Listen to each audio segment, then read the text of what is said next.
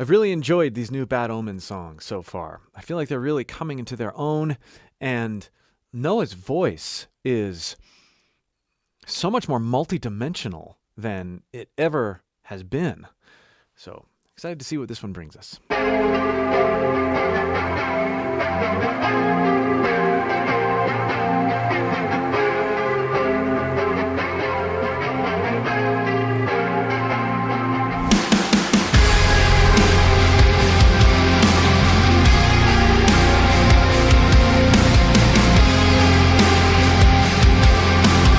Gotta stop a lot on these videos so that YouTube allows them to remain on YouTube. That's one of the reasons for the frequent pauses.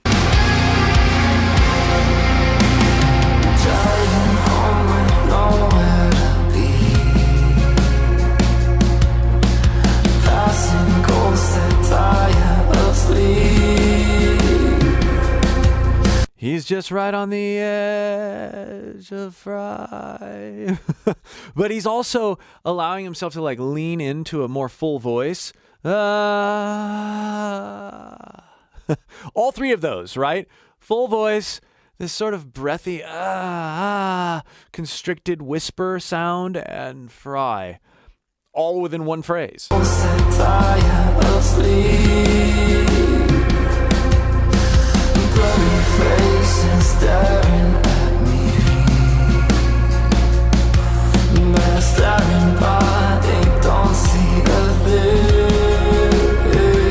Thing, not thing.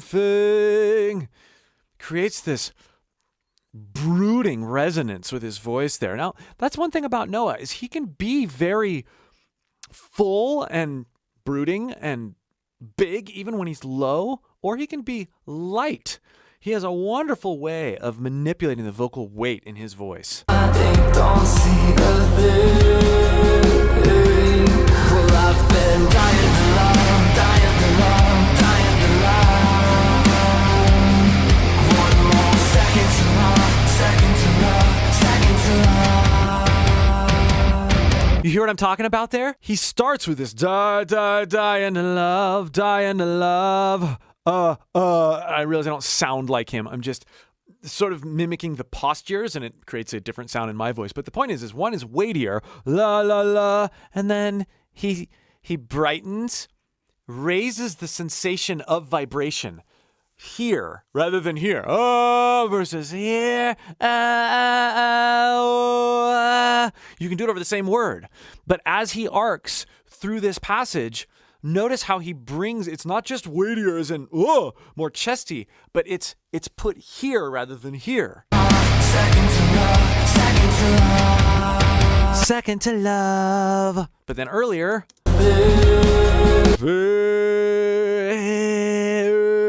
cool, huh? Well, I've been dying to love, dying to love, dying to love. One more second to love, one more second to love. Second to love, second to love. I've been dying to love, dying to love, dying to love. Ever since Chris Daughtry covered The Death of Peace of Mind, I have been listening to Noah, and I hear a lot of similarities. I didn't at all before that. The way he's sighing in and out of his notes,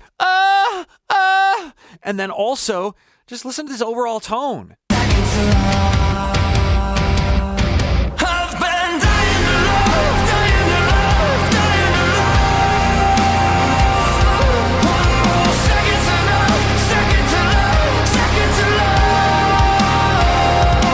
It's beautiful and very Chris Daughtry. Especially right here. That little vibrato quiver there. I've been. I've been dying to love, dying to love, dying to love. One more second to love, second to love, second to love.